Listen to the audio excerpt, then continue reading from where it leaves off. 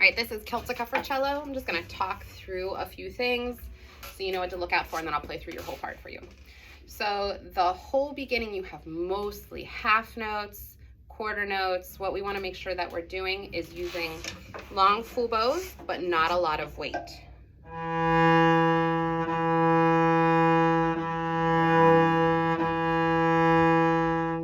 If you're using a lot of bow without a lot of weight, you'll still be able to play at the piano dynamic level. Your tone will still be clear, but your sound will also be smoother since we have a lot of slower notes.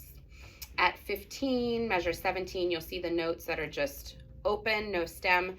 Those are whole notes, so those are 4 beats each. So when you get there, you need to make sure you really slow your bow down so you can fit all 4 beats into the bow. 1, 2, 3, 4. Also, in measure 6, you have a slur. So you have an open D at the beginning, half note, 1, 2. Make sure you pull a big bow so you're in the upper half. And then the last 2 notes of the measure are the G to F sharp, your 4 to 3. So what you want to make sure is that you have this whole bow, and then the G and F sharp are going to be in the same bow. You're going to play them both in the up bow, but you want to give half the bow to the G, half to the F sharp. So you just have to make sure you're rationing the bow and the speed to keep in tempo. G, F sharp. So that whole measure would be down bow, up bow. And that's the only slur that you have in this piece.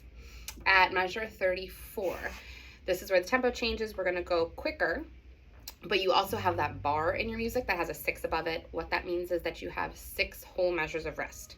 So when I'm conducting, other sections are playing, you will still keep counting 1, 2, 3, 4, 2, 2, 3, 4, 3. You'll count 6 times and make sure that you're ready to play at measure 40.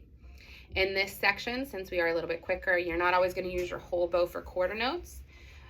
But make sure you're pulling more bow for quarter notes and less for eighth notes so you can keep that tempo steady. So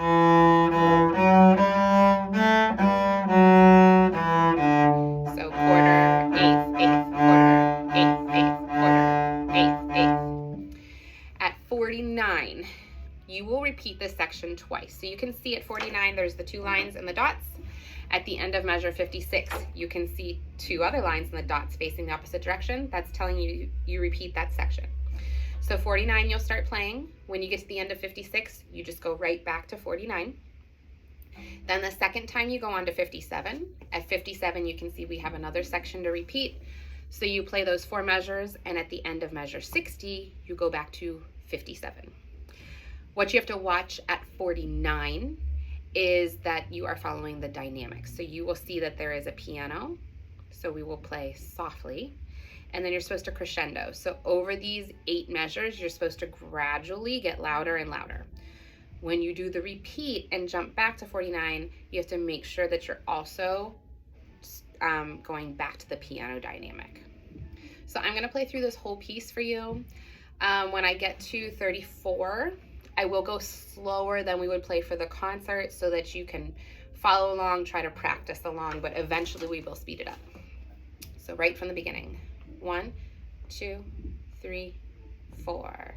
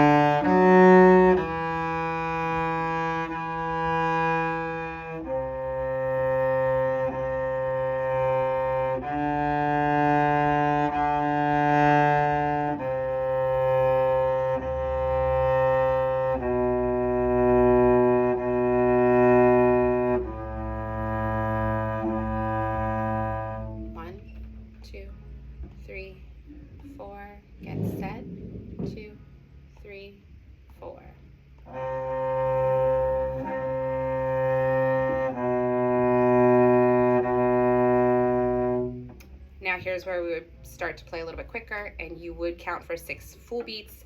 Right now I'm just going to count 1 measure and start at measure 40. 1, 2, and 3, 4.